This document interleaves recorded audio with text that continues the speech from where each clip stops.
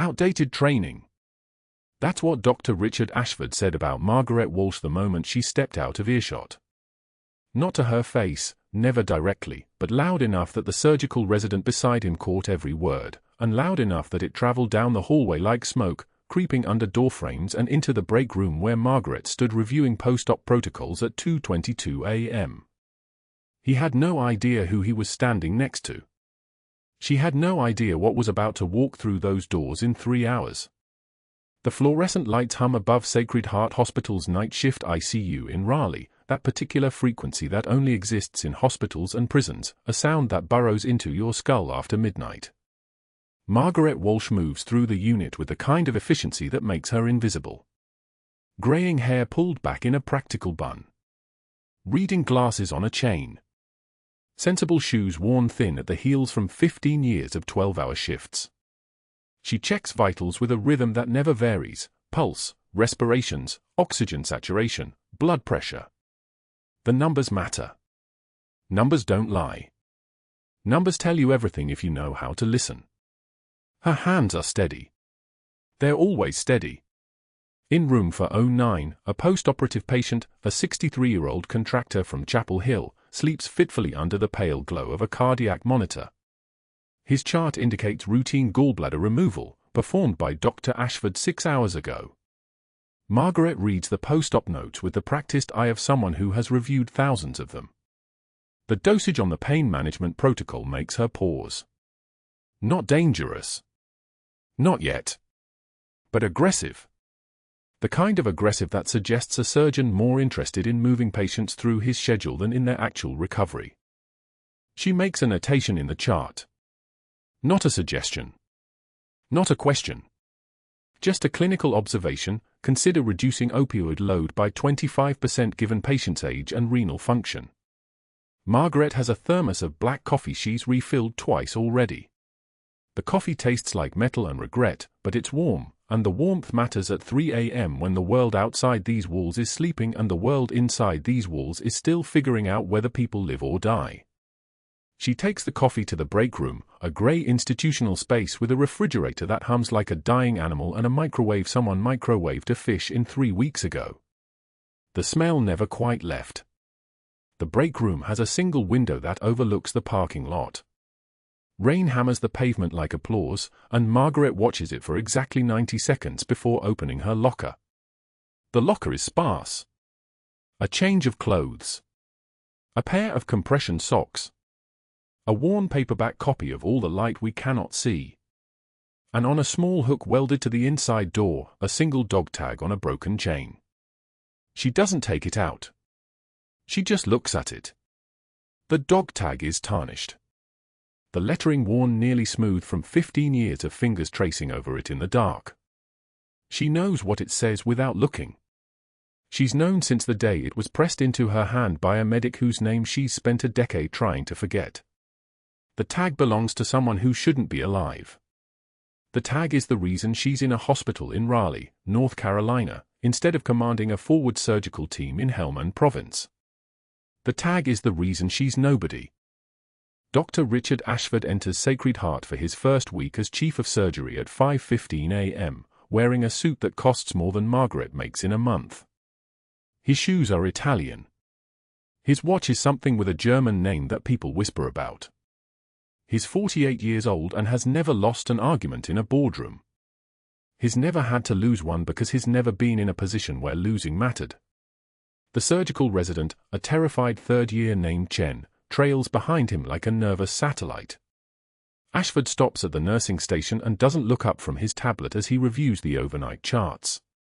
His presence makes the air pressure change. Not because he's powerful. Because he believes he's powerful, and there's a difference, and somehow it amounts to the same thing. The post-op notes on room 409, he says to Chen, still not looking up. I want those adjusted. The dosing was standard protocol. Chen blinks. Someone's already made a suggestion.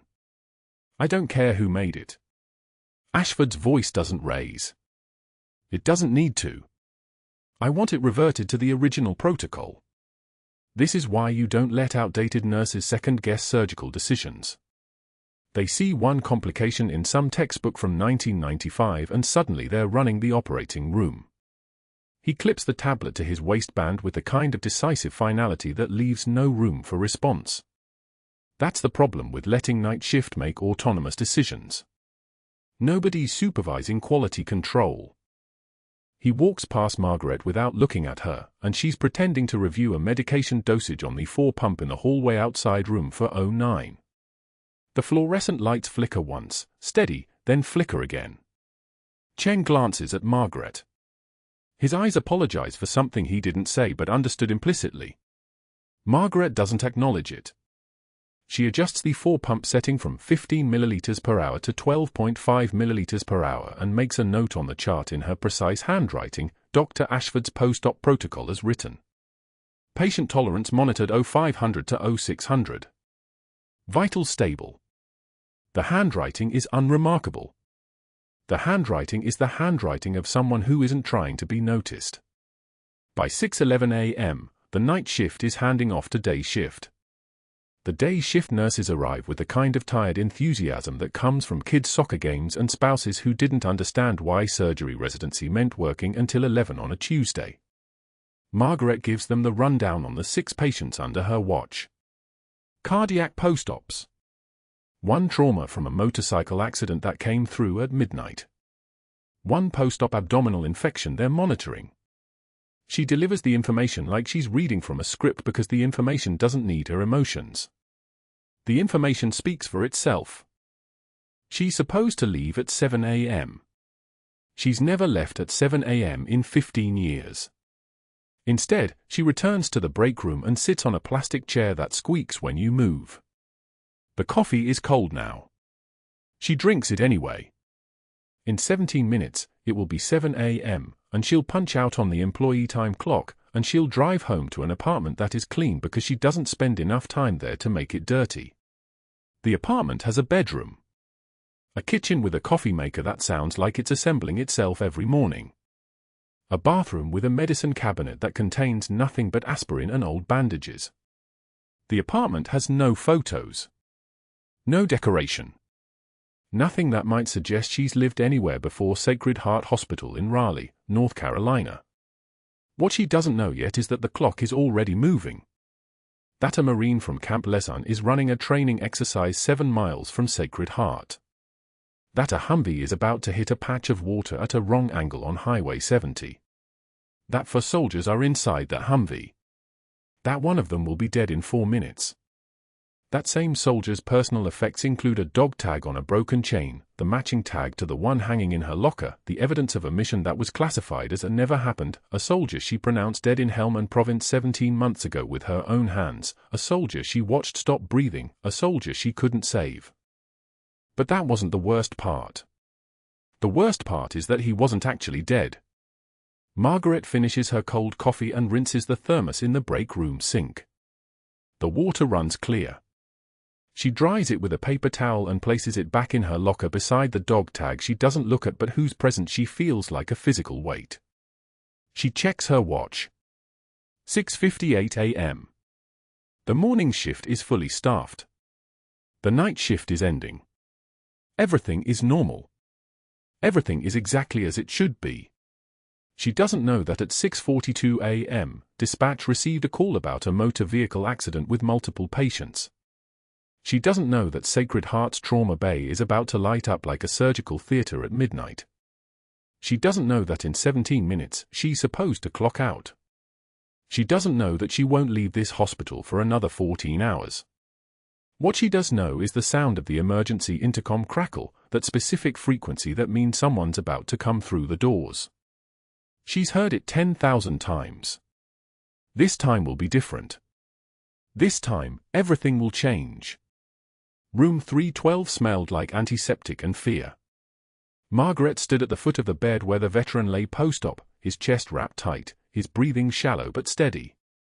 The family clustered around him, a daughter holding his hand, a son standing rigid in the corner, the wife watching the monitors like she could will her husband's heart to keep beating through sheer concentration. Dr. Richard Ashford swept into the room like he owned it, his white coat pristine, his voice already climbing in volume before he even looked at the chart. "Prognosis is excellent," he announced, addressing the family with the kind of confidence that filled rooms like a physical force. "Clean extraction, no complications. Your father will be home in 3 days." Margaret glanced at the post-op imaging on the monitor. The scan showed something Ashford either missed or chose to ignore: shrapnel fragments, small but present, lodged millimeters from the repair site.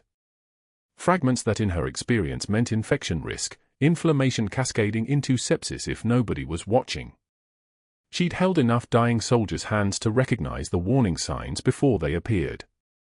She took one breath and spoke quietly, the way she'd learned to speak in this hospital where her voice had learned to make itself smaller.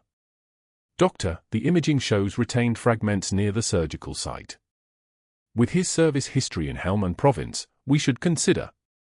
Ashford's head snapped toward her like a weapon finding its target. His face darkened. The family went very still.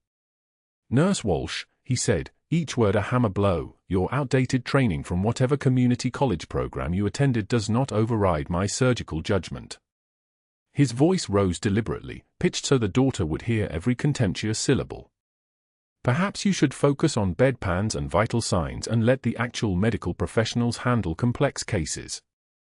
The silence in room 312 became a living thing. Margaret felt the family's eyes on her, embarrassment radiating off them like heat. The son shifted his weight. The daughter's hand tightened on her father's. Margaret's jaw clenched so hard her teeth ached, but she took one measured breath through her nose. Just one. Then she met Ashford's gaze without flinching, without looking away, without giving him the satisfaction of watching her crumble. "A good surgeon checks their ego before they check the incision," she said quietly. The words hung in the recycled hospital air like a challenge. Ashford's face went from red to a shade of purple she'd rarely seen in living tissue. A single tear escaped down Margaret's cheek, not from fear, not from shame, but from the accumulated weight of 15 years of silence, of being nobody, of watching incompetence play dress-up in authority. She wiped it away without breaking eye contact, her hand steady as surgical steel, then turned and left the room. Her footsteps on the tile were the only sound. Behind her, she heard the daughter whisper, "Did she just?" and Ashford's voice cutting through like a blade, clearly unstable. "Someone should document this." The next morning, a formal write-up appeared on the unit board in the break room.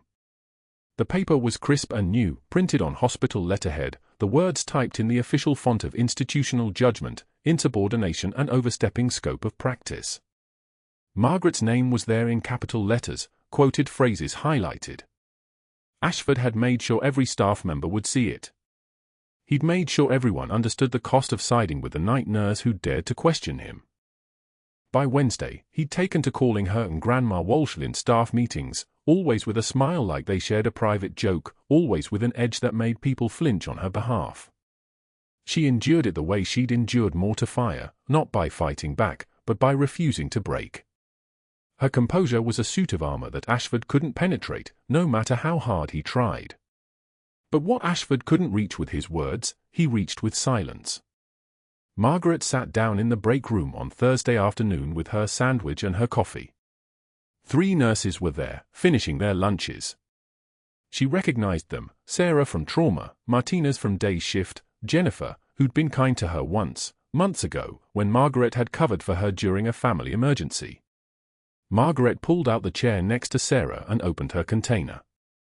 They looked at each other. Then they stood up. All 3 of them. They collected their garbage, napkins, yogurt cups, empty bottles, in coordinated, practiced silence. They didn't say anything. They didn't have to. The message was written in their body language, in the deliberate way they avoided meeting her eyes, in the speed with which they left the break room. They understood what Ashford had made clear: association with Margaret Walsh was career liability. By the end of the week, she ate alone in her car. The Subaru parked in the far corner of the lot, engine off, the rain drumming on the roof like a timer counting down to something Margaret couldn't yet name. She'd watched the hospital entrance from the windshield, watching staff come and go, watching the world continue without her in it. A resident named Kumar, young and idealistic and brilliant, had defended her at rounds on Friday. He'd said something quiet but firm about the fragments in the imaging, about the value of catching things early. He'd done it without mentioning her name, but everyone knew what he meant. By Monday, his surgery rotation had been reassigned. He'd gotten the news via email from Ashford's office, a message about matching learning opportunities to current staffing needs. Kumar had come to find her in the hallway, his jaw tight, and said only, "I'm sorry." His powerful. Margaret had put a hand on his shoulder and said, "Go." That's an order, and meant it like she'd never meant anything before. She wasn't going to let another person get buried trying to protect her. Ashford made calculated calls. Margaret knew because she'd hear snippets, him on the phone in his office, the door left just slightly ajar, his voice measured and professional as he spoke to board members about maintaining standards and the importance of hierarchy and concerning judgment lapses in the nursing staff. He was building a case. He was laying groundwork. He was doing what competent predators do, preparing the narrative before the strike. Each day, Margaret absorbed the cuts with a quiet dignity that was actually something more complex. It was the discipline of someone who'd already survived the worst that human beings could do to each other. She'd held soldiers whose bodies were missing pieces. She'd pronounced death in languages she didn't speak. She'd called in medevacs with her hand shaking and her voice steady. Ashford's condescension was nothing. But at night, alone in her car before starting the engine, she gripped the steering wheel until her knuckles turned white, until her fingernails left crescents in her palms. The trembling wasn't fear. The trembling was restraint. It was 15 years of rules and silence and order finding the hairline cracks and pushing. It was the old part of her, the part that had commanded teams and made decisions that changed the shape of wars, pressing against the invisible walls of her new life and asking, very quietly, how much longer? She hadn't touched the dog tag in her locker in 3 days. The hospital had made its choice about who Margaret was allowed to be. In this place, with this doctor, in this version of her life, she was nobody. Just a nurse. Just outdated training. Just the woman people left the break room to avoid. The persona had been built carefully over 15 years, reinforced by every order to disappear, every command to stay buried. She'd accepted it because the alternative, revealing what she actually was, meant the entire operation would collapse. The military would extract her. The mission would end. The life she'd built would burn. But that life was already burning. And in exactly 48 hours, at 2:33 a.m., a Marine would arrive in full cardiac arrest, and Margaret's hands would remember things her mind had been forbidden to know. What happened that night would change everything. The call came at 2:36 a.m. Trauma alert. Full cardiac arrest. Marine down from a training accident at Camp Lejeune, 40 miles north. The ambulance sirens cut through the pre-dawn silence like surgical steel through flesh, and Margaret heard them from the break room where she sat alone, her hands wrapped around a cup of cold coffee she'd stopped drinking 3 hours ago. She didn't move. Not at first. She sat with her shoulders back against the plastic chair, her scrubs still bearing the faint stains from the last 12 hours of blood and saline and the invisible weight of 1,000 small failures that accumulated on every shift. The sirens grew louder. Closer. The kind of sound that made most people's shoulders tense, made their breathing shallow.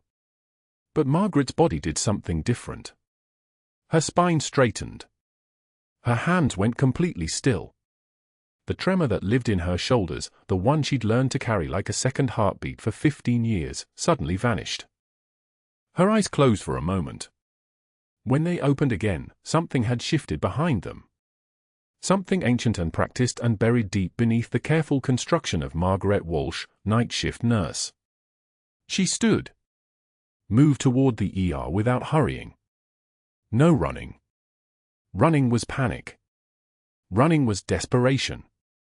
The moment she heard those sirens, muscle memory from a sandstorm in Helmand Province, from a forward surgical team operating by generator light under indirect fire, had reached up from the vault where she'd locked it and wrapped itself around her spine like armor. The Marine arrived at 2:52 a.m., thrashing against the stretcher restraints, his skin the color of wet concrete, his mouth open in a silent scream as his lungs fought for oxygen that wasn't reaching his blood. Cyanotic. Tachycardic. His chest heaving in the wrong rhythm, the desperate gasping of a body shutting down. Code team assembled fast, 3 residents, 2 nurses, the on-call intensivist who looked like he'd been woken 5 minutes prior and was still trying to find his footing in a room that smelled like diesel exhaust and adrenaline. "What's the presentation?" the intensivist called out, already moving toward the monitor. "Training exercise. Rope obstacle course malfunction. Blunt chest trauma," one of the paramedics reported, speaking in the precise clipped tones of someone who'd seen this before. "Witnessed collapse, CPR initiated on scene, 8 minutes down before we achieved ROSC."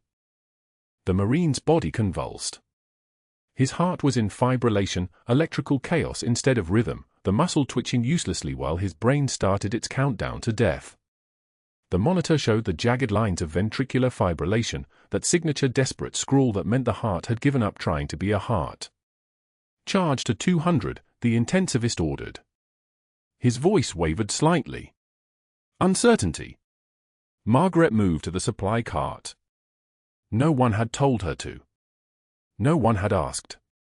But she was already there, her hands opening the trauma drawer with the kind of muscle memory that belonged to someone who'd done this when the electricity ran on generators and the only light came from headlamps taped to surgical masks. Her fingers knew where everything was before her conscious mind had time to decide whether she should be moving at all. The paddles went on. The Marine's body arched off the stretcher as 200 joules of electricity tried to shock his heart back into reason. Nothing. The monitor continued its desperate scrawl. Again, the intensivist said, less certain now. "Push 1 milligram epi." The code team moved, but they moved like people reading instructions. Like they were following a script rather than fighting a clock that only had minutes left on it. The epinephrine went in. Chest compressions continued. Another shock. Another flutter of useless activity on the monitor. The intensivist's eyes had started to take on that distant quality, the look of someone calculating how long they'd been doing this and whether the Marine was already too far gone. Margaret stepped closer. The room smelled like sweat and antiseptic and the sharp copper scent of fear. She could taste it on the back of her tongue. She'd tasted it before. In Helmand Province. In the moments before the decisions that separated the living from the dead. "He's losing output," one of the nurses said. "Pressure's 40 over palp." Blood wasn't perfusing. The Marine's organs were suffocating. Seconds were becoming minutes. The window was closing. Margaret looked at the Marine's chest, at the bruised, swollen area over his left ribs where the rope had caught him, had compressed his thoracic cavity with enough force to collapse the lung and possibly rupture the heart itself. Tension pneumothorax, maybe. Or hemothorax. Or the kind of blunt cardiac injury that didn't show up on a monitor until it was too late. She moved to the trauma tray. Found the scalpel. The stainless steel was cool against her palm, and the weight of it, the absolute familiar weight of it, was like coming home to a place she'd promised herself she'd never return to. "What are you doing?" the intensivist asked. Not a command. A question. Confused. Margaret didn't answer. She didn't have time for explanations. She didn't have time for hierarchy or protocol or the careful negotiation of who got to make decisions in a hospital where she was supposed to be just a nurse, just someone who followed orders and stayed invisible. She prepped the Marine's left anterolateral chest with antiseptic, the motion efficient, practiced, the kind of movement that only came from having done this in conditions that were infinitely worse. The scalpel went in below the 5th rib, below the nipple line, and she made a 4-inch incision in one smooth motion. No hesitation. No second guessing. Her hands had done this in sandstorm darkness with incoming rounds making the tent fabric shake like living skin. "Code team," she said, and her voice was different now. Lower. Harder. The kind of voice that didn't ask permission. "I need retractors. Now." One of the residents moved. Started to protest, then saw something in her face and stopped. Just moved. Just did what he was told. The incision was open. Blood, dark, venous blood that meant the lung was compromised, poured out in steady streams. She wiped it away with gauze, her movements sure and economical. The rib cage became visible. She worked between the ribs, opening the pericardium with precision learned in field conditions where there was no time for uncertainty, no margin for error. The heart lay exposed. Purple. Still in fibrillation. Dead tissue pretending to beat. Margaret placed her hands around it. One palm under, one palm over, and began manual compression. Cardiac massage. The kind of procedure that had a name in textbooks but had probably never been attempted in this hospital by anyone who wasn't operating in a war zone. Her hands moved with the same rhythm as chest compressions, but more precise, more direct. She was holding the Marine's life in her palms. Literally feeling the organ respond to pressure, gradually, incrementally, beginning to remember how to beat on its own. "O2?" she asked, not looking up from her hands. 100%, someone answered. The fear was gone from their voices now. She'd replaced it with something else. Certainty. The certainty that came from watching someone who knew exactly what she was doing. Sinus rhythm, one of the nurses breathed. The monitor had changed. The desperate scrawl was becoming organized. Coherent. A heartbeat. A real heartbeat. Not fibrillation anymore. Margaret kept her hands moving for another 30 seconds. Making certain that the heart remembered the pattern, that it would keep going now without her hands forcing it. And then, slowly, she stepped back. Her palms were covered in blood. Pink water would spiral down the surgical sink in a moment, that image was already waiting for her. But the Marine's chest was rising and falling on its own. The monitor was beeping a rhythm that meant life instead of death. The intensivist was staring at her. The residents were staring. One of the nurses was already moving to get him to ICU, to get him sedated and intubated and transferred to somewhere he could actually heal, but for just a moment, one breath, two breaths, the entire code team stood frozen, looking at the night shift nurse with blood to her elbows, looking at someone who'd just done the impossible thing. "Get him upstairs," Margaret said quietly. 2 minutes. They moved. Unstoppable now. Purposeful. The Marine was rolled toward the elevator, stabilized, gone. And Margaret was alone in the trauma bay with the red sharps container and the scattered gauze pads and the weight of what she'd just done settling over her like a mantle she'd spent 15 years trying to shed. She walked to the sink. Watched the pink water circle the drain. Her hands were trembling now, not from fear, but from the release of whatever mechanism she'd activated, whatever door in her mind she'd opened when she reached for that scalpel. She scrubbed, watching the blood dissolve, her fingernails turning white with pressure as she cleaned the evidence of what she'd done from her skin. The water ran clear. Pink to red to clear again. Clean. Just a nurse. That's what she needed to be. That's what she'd been ordered to be. That's what kept her alive and invisible and safe. But that wasn't the worst part. At 3:16 a.m., while Margaret was still washing her hands, while the Marine was being sedated in the ICU and his vitals were stabilizing and his parents were being called to tell them their son had survived what no one should have survived, Dr. Ashford's voice cut through the hospital intercom like a blade. "Who authorized an emergency thoracotomy in Trauma Bay 1? I want a full incident report on my desk in 20 minutes. The room went completely silent. The kind of silence that came right before everything changed. 3 hours. That's how long it took for the ICU to transform from Margaret's domain into a fortress she wasn't permitted to enter. The Marine, still unconscious, still intubated, still impossibly alive because her hands had remembered how to do what 15 years of civilian work had tried to bury, lay behind double doors where a posted security guard now checked credentials. Not hospital security. Federal.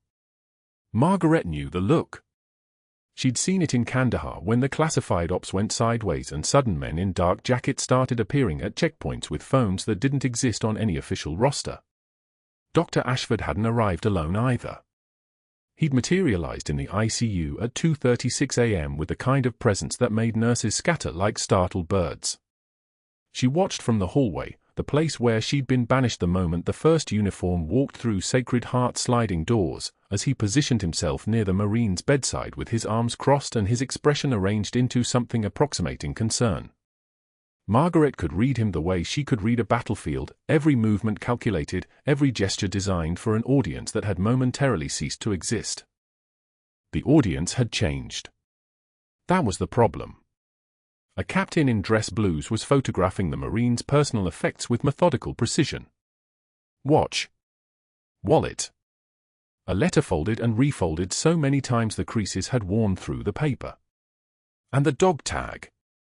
A single dog tag on a broken chain, suspended above a clear evidence bag like a relic being canonized. Margaret's breath stopped.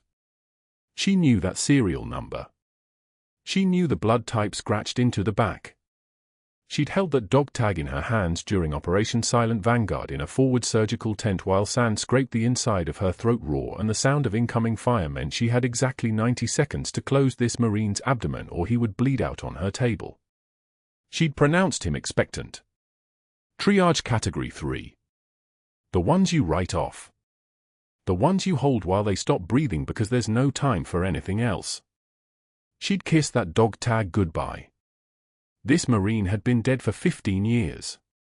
The captain placed the tag into the evidence bag and Margaret's hands betrayed her for the first time since surgery.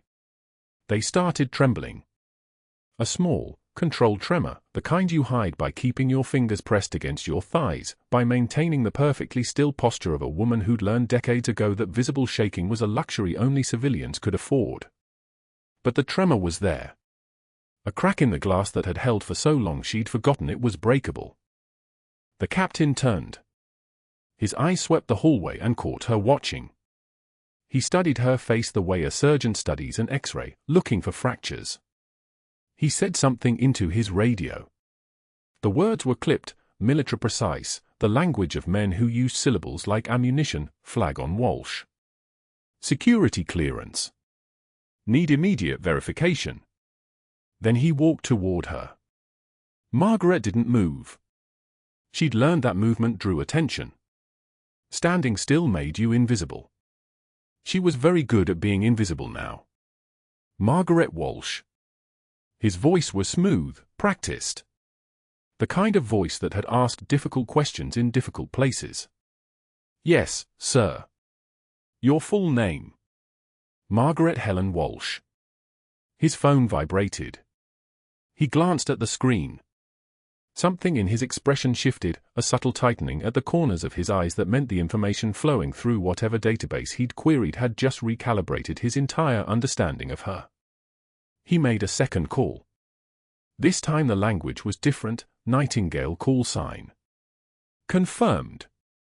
She still flagged active. A pause. Understood. Sealed until the hearing. He ended the call and looked at her the way you look at someone you've just realized you've been standing too close to. You'll wait in the break room. Don't leave the hospital. It wasn't a request. It was a command delivered in the kind of tone that left no room for negotiation. By 8:15 a.m., her termination was official. Dr. Ashford had moved with surgical precision. First, the reassignment order typed and distributed before sunrise, effective immediately, RN Walsh is reassigned to pediatric care, out of rotation for trauma cases pending evaluation. The words were clinical. The intent was execution. Trauma was the only place Margaret had ever felt alive again. Remove trauma and you removed the last thread connecting her to who she actually was. Then came the phone calls. Margaret could hear them through the administrative office walls while she sat in an uncomfortable plastic chair holding a cardboard box that smelled like someone else's life. Ashford's voice was a controlled instrument. She performed an unauthorized procedure outside her scope of practice. Dangerous precedent. We need to discuss institutional liability. And the board allies, she could hear them breathing on the other end of the line, already making calculations about how many board votes they owed him, agreed. Of course they agreed. Ashford had positioned this perfectly, not as a hero's act, but as a reckless cowboy playing surgeon, a liability that could cost them millions in lawsuits if the hospital had been liable for her unauthorized thoracotomy. They didn't know it was exactly the right call. They didn't know it was the only call that would have saved that Marine's life. But Ashford knew. And that was the reason he had to destroy her. She was a threat to the narrative he'd spent months constructing, a narrative where he was in control, where protocols mattered more than outcomes, where the hierarchy of the hospital was exactly as permeable as he designed it to be. A night nurse who could do what his surgeons couldn't? That disrupted everything. The termination paperwork was 14 pages. She read every word while the hospital administrator, a woman named Patricia Chen with kind eyes and shaking hands, apologized between sentences. It's Dr. Ashford's decision. The board supports. We had no choice. I'm sorry. Margaret didn't respond. What could she possibly say? That she'd held Marines together with trauma shears and her own wool while mortars screamed overhead. That she'd done this exact procedure in the dark with blood on her hands and no one else knowing whether they would all walk out alive. That was the secret. That was the reason for the erasure.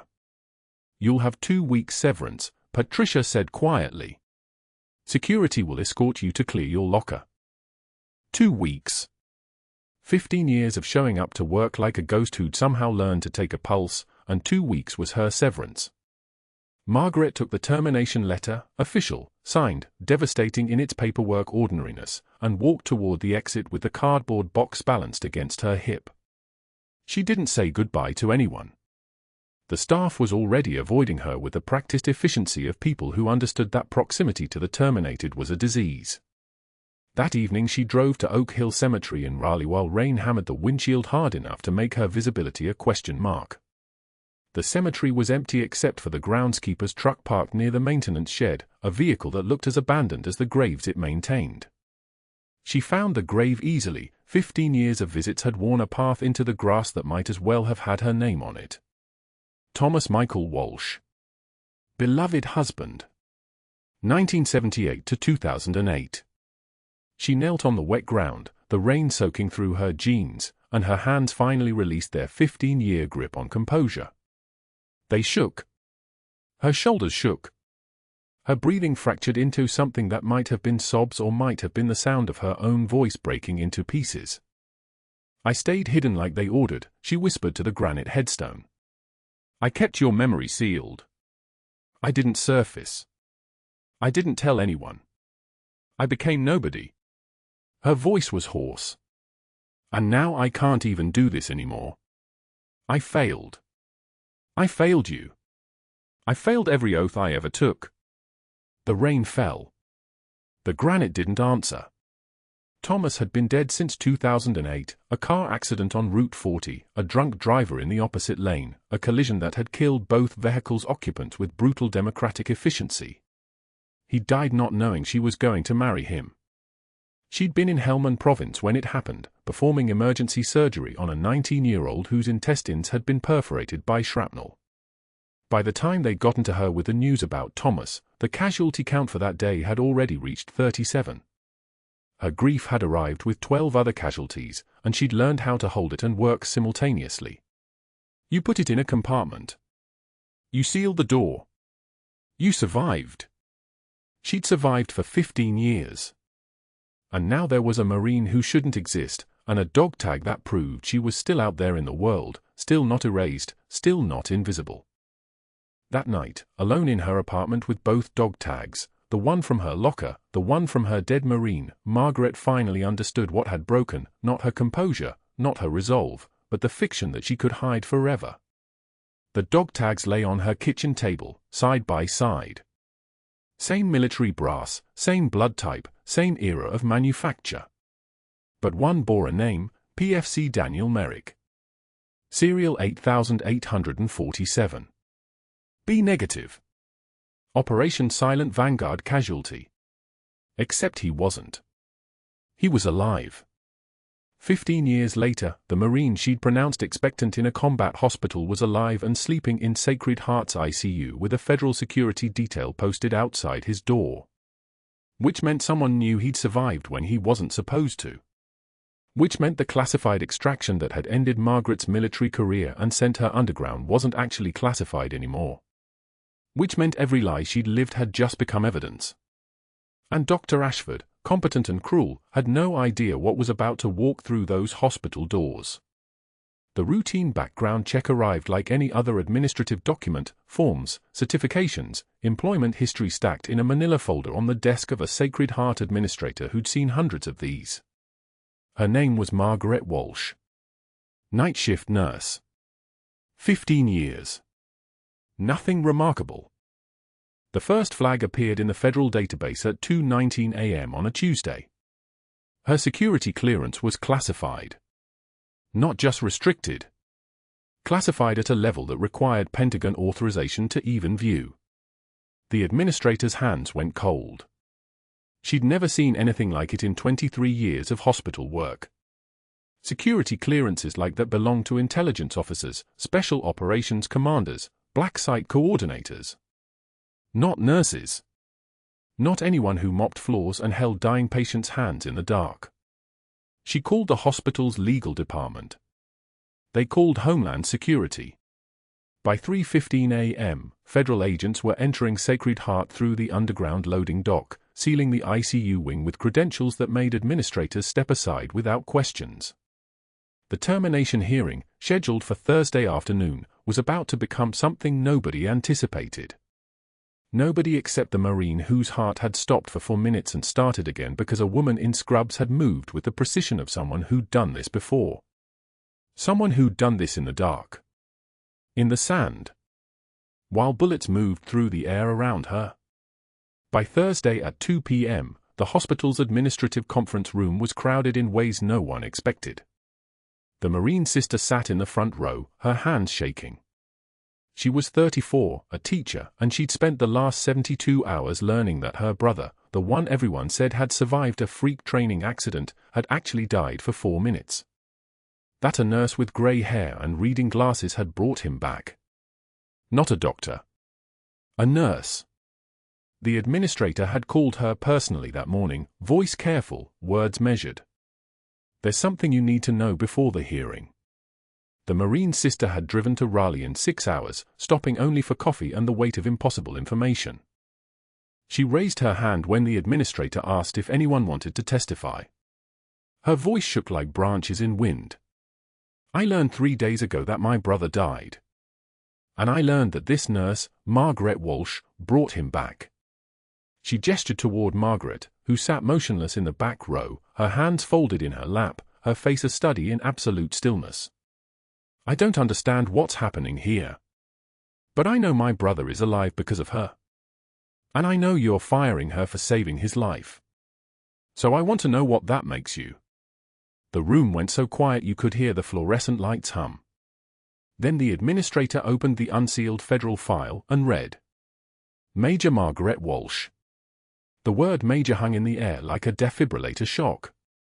Commander of Forward Surgical Team Falcon, Helmand Province, 2009 through 2014. The administrator's voice had changed, not uncertain, but reverent, the way people speak when they realize they're holding someone else's entire history in their hands. Silver Star recipient. A pause. Bronze Star with Valor. Another pause. Purple Heart. A longer pause. Credited with 847 combat saves, including Operation Silent Vanguard, classified. The administrator looked up, her eyes meeting Margaret's. The record notes that Major Walsh testified in a war crimes tribunal and was subsequently placed in civilian cover. Her survival required complete erasure of her service record. Dr. Ashford's face had gone the color of hospital walls. A Navy SEAL team leader stood then, dress uniform sharp enough to cut glass, his presence making the air pressure change in the conference room. He'd flown in from Camp Lejeune that morning on orders from Joint Special Operations Command. He didn't ask permission to speak. He simply began. I served with Major Walsh. 3rd Battalion, 5th Marines, Dark Horse Company. She ran the forward surgical team that supported our operations. His voice was the kind that came from a man who'd commanded other men in places where silence meant death. She is the most decorated field surgeon in Marine Corps Special Operations history. Every operator in her unit came home alive because of her. Not because she was good. Because she was extraordinary. He paused. When your doctor performs a thoracotomy on a patient, he's doing something Major Walsh perfected under conditions most surgeons will never face. She didn't need authorization to save that Marine's life. She needed instinct. Which she has. In abundance.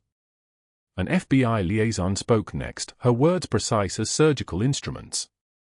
Major Walsh was extracted from active duty following her testimony against a commanding officer in a war crimes investigation. She was placed under federal protection with a civilian identity. This hospital, Dr. Ashford, and anyone involved in retaliation against her has violated federal witness protection statutes. The liaison looked directly at Ashford.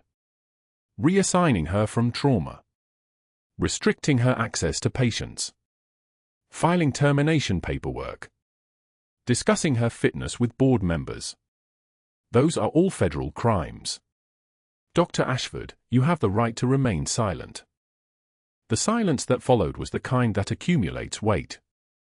By that evening, Dr. Richard Ashford was standing in front of local news cameras in the hospital's public relations suite, his tie knotted perfectly, his conviction absolute. He'd called a press conference against his attorney's advice. He was going to control this narrative. He was going to explain that hospital safety protocols required the termination of someone performing unauthorized procedures. That institutional hierarchy existed for patient protection. That he was the wronged party here, a surgeon defending his authority against an unstable employee. 3 minutes into his statement, a producer's phone rang on air. The call was from a 4-star Marine general. The general asked to speak with Dr. Ashford. Live. Broadcast. Ashford took the phone, his confidence faltering but still intact. 2 million viewers watched across the Carolinas as the general's voice came through, calm as surgical steel. You called a Silver Star recipient unstable. You humiliated a major who saved more lives than you'll see in your career. You violated federal protection statutes because she questioned your protocols. Each sentence landed like a fist. You reassigned her from trauma. You altered surgery schedules. You made calls to your board allies. You filed termination paperwork. All against a woman whose entire existence depends on remaining invisible. The general paused. Did you check her credentials before you tried to destroy her, doctor? Or did you assume a woman with grey hair and reading glasses couldn't possibly be your superior? Ashford's face went from red to white to the color of someone watching his entire future evaporate live on television. Major Walsh saved a Marine you would have let die. She did it with field thoracotomy skills you mocked. That Marine is alive because she ignored your hierarchy. You tried to fire the most qualified trauma surgeon in this hospital because your ego couldn't survive being questioned by someone you'd already decided was beneath you. The camera held on Ashford's face as he opened his mouth, closed it, opened it again. No words came. Behind him, the hospital's communications director had her hand over her mouth. Major Walsh will be assuming her position as Chief of Trauma Surgery at Sacred Heart, effective immediately. You will resign by end of business tomorrow. If you don't, the military will press federal charges for witness intimidation. You have my contact information. Choose wisely, doctor. The line went dead. Ashford held the phone, breathing, understanding nothing. The news anchor retrieved the phone slowly, as if performing a delicate procedure. By the next morning, Sacred Heart's board had accepted Ashford's resignation. By the end of the week, his medical licenses were under federal investigation. The positions he'd been courting in D.C. sent terse emails about reputation concerns. His wife's texts went from supportive to concerned to angry as the full scope of what he'd done became public. Veterans groups posted his name and photograph online. Medical ethicists wrote op-eds about narcissism in surgical leadership. Within 2 weeks, he'd contacted Sacred Heart's new administration about any available position. Any position. The only job offer he received was the night security shift, monitoring camera feeds of the hospital he used to command, wearing an ill-fitting uniform with a company logo on the shoulder, his hands trembling slightly as he learned to log incidents in the system. 6 months later, Margaret Walsh walked through Sacred Heart's main entrance wearing a white coat with a nameplate reading Chief of Trauma Surgery in letters that caught the light. Her presence had already transformed the trauma unit. Critical care outcomes had improved 23%. She trained residents with the patience of someone who'd trained corpsmen in the field, where every second changed whether a soldier came home or didn't. The board had personally recruited her, the military had approved her re-emergence from civilian cover, and she moved through Sacred Heart's corridors with the quiet authority of someone who'd held lives together in darkness. She passed the night security desk without breaking stride. Dr. Ashford sat beneath a bank of monitors, watching trauma bay footage, watching doctors he used to command move through the hospital without seeing him. She didn't acknowledge him. Not out of cruelty. Because he simply wasn't relevant to her purpose anymore. He was a moment that had passed, a lesson that taught itself, a consequence that required no further explanation. In her pocket she carried the broken dog tag, the one from the Marine in Operation Silent Vanguard, the impossible one, from the soldier she'd pronounced dead 15 years ago who somehow came home alive. That Marine had recovered fully, been discharged back to his unit, and his sister had written Margaret a letter thanking her for saving him twice, once in the sand, once in the hospital when everything tried to pull him back under. At the end of her shift, Margaret stopped at the surgery board where her name appeared under attending surgeon for 3 critical cases tomorrow.